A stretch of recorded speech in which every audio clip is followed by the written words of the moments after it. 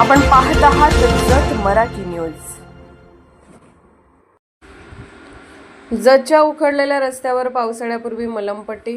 नळपाणी योजनेमुळे खराब रस्त्यांची कामे पूर्ण करण्यासाठी नगर परिषदेचा पुढाकार.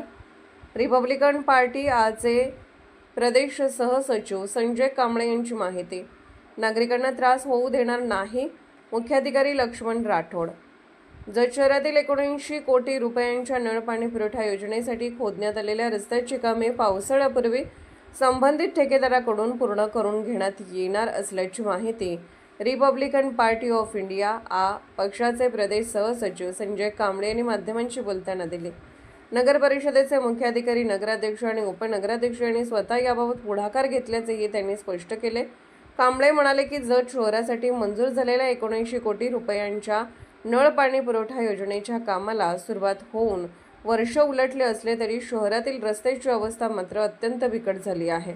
ठेकेदाराने पाईपलाईन टाकण्यासाठी शहरातील अनेक नव्याने तयार केलेले सिमेंट, कॉन्क्रीट आणि डांबरी रस्ते खोदून अक्षरशः चाळण केली आहे.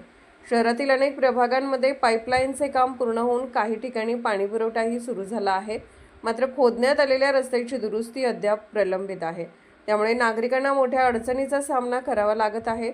विशेष म्हणजे खोदकाम केलेल्या भागात फक्त मोठमोठी खडी टाकण्यात आली असून त्यावर डांबरीकरण अथवा सिमेंट कॉन्क्रीटचे काम झालेले नाही. परिणामी ही खडी संपूर्ण रस्त्यावर पसरून अपघाताचे प्रमाण वाढत असल्याची तक्रार नागरिकांकडून होत आहे. त्याचबरोबर पाईपलाईन खोदकामावेळी मोठ्या प्रमाणात मुरुम माती रस्त्यावर कडेला टाकण्यात आली आहे. पावसाळ्यात याच मातीचे चिखलात रूपांतर होऊन वाहन चालक आणि नागरिकांना मोठा त्रास सहन करावा लागू शकतो अशी भीतीही व्यक्त होत आहे. दरम्यान जतचे मुख्याधिकारी लक्ष्मण राठोड, नगराध्यक्ष डॉक्टर रवींद्र आरडी आणि उपनगराध्यक्ष विक्रम ताड यांनी या प्रश्नांची गंभीर दखल घेत ठेकेदाराकडून शहरातील सर्व प्रभागातील रस्त्यांची कामे पावसाळ्यापूर्वी पूर्ण करून घेण्यासाठी प्रयत्न सुरू केले आहेत. याबाबत मुख्याधिकारी लक्ष्मण राठोड यांनी नागरिकांना कोणत्याही प्रकारचा त्रास होणार नाही याची हमी दिल्याची माहिती संजय कांबळे यांनी दिली. पावसाळ्यापूर्वी रस्त्याची कामे पूर्ण होणार का याकडे आता जतकरांचे लक्ष लागले आहे.